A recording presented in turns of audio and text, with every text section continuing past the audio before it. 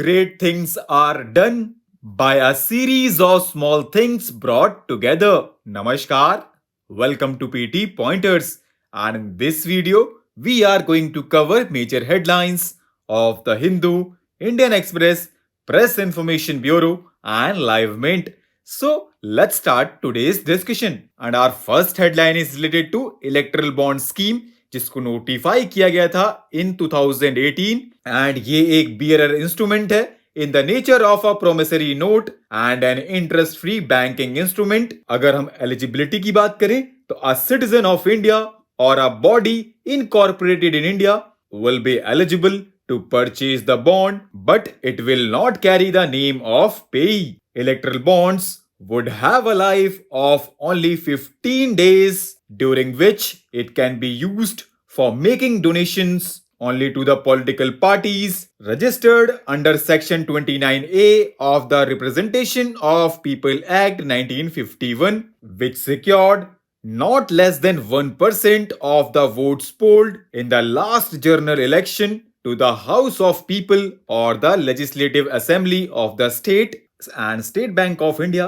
has been authorized to issue the electoral bonds. Our next headline is related to palliative care, which is a branch of medicine that looks at the improving quality of life of those having life-limiting illnesses like cancers, end-stage kidney disease, debilitating brain disorders, complications of diabetes, and heart disease, among others. It is different from other medical specialties as it focuses on alleviating uncontrolled symptoms of the incurable illness mentioned above and preventing non-beneficial investigations and treatments. And it is observed that early initiation of palliative care in patients with advanced disease has shown to reduce the health expenditure by up to 25%. And do you know, friends, currently palliative care is not covered under the most insurance schemes in India. Our next headline is related to International Institute for Population Sciences,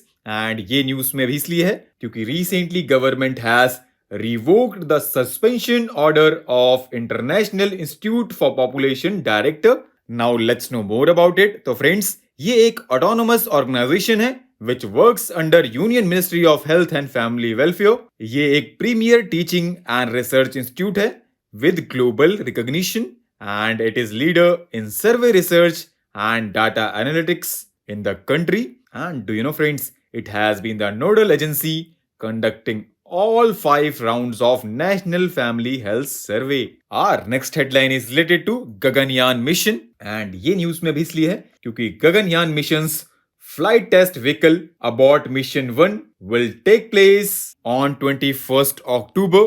Now let's know more about the mission. So friends, Gaganyan Mission is the India's first manned space mission, and it aims to send 3 astronauts into an orbit of 400 km above the Earth's surface, and India's heaviest rocket, launch vehicle Mark 3, has been identified as the launch vehicle for Gaganyan mission, and इसका objective है to demonstrate indigenous capability to undertake human spaceflight mission to low Earth orbit, and it will also lay foundation for a sustained Indian human space exploration program in the long run.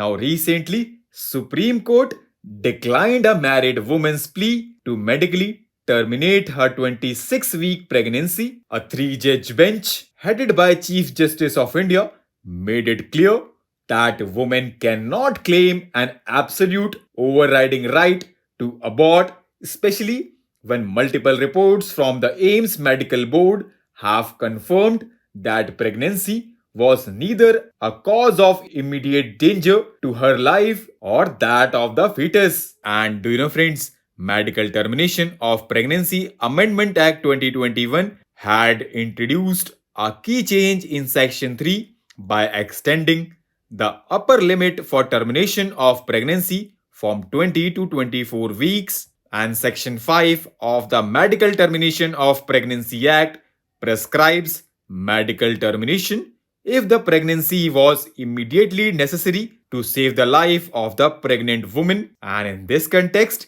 Chief Justice of India stated that term life used in this provision cannot be equated to the broader meaning in which life is used in Article 21 of the Constitution, which upholds an individual's fundamental right to a dignified, meaningful life. Our next headline is related to angel tax, and ये news में भी इसलिए है क्योंकि recently Central Board of Direct Taxes has issued a directives to tax officials that may prevent them from scrutinizing funds raised by recognized startups under the new angel tax regime. Now let's know more about angel tax. So friends, it is levied when an unlisted company issues shares to an investor at a price higher than its fair market value. Earlier, it was imposed only on investments made by resident investor, but Finance Act 2023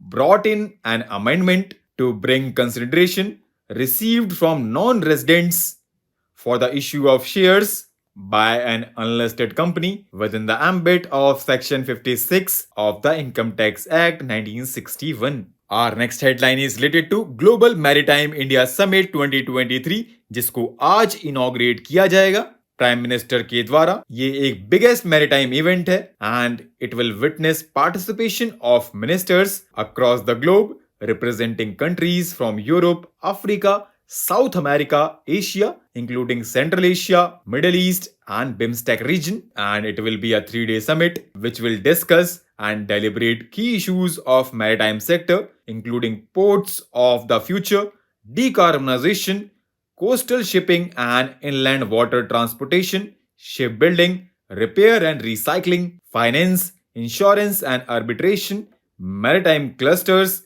innovation and technology, maritime safety and security, and maritime tourism, among others. Now, recently, Ministry of Defense signed a contract for midlife upgrade and repowering of INS Beas, which is the first of the Brahmaputra class frigate to be repowered from steam to diesel propulsion. Our next and last headline is related to International Day for Eradication of Poverty, which is celebrated annually on 17th October, and it aims to promote understanding and dialogue between people living in poverty and the wider society. And इस साल की theme है Decent Work and Social Protection, Putting Dignity in Practice for All. इसको declare किया गया था United Nations General Assembly के द्वारा in 1992 and do you know friends, according to the United Nations 8.4% of the world's population were living in extreme poverty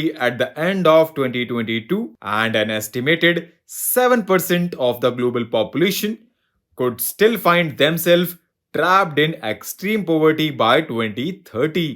So with this, let's conclude our today's discussion. Thanks for listening, and for regular updates, you can follow us on various social media platforms.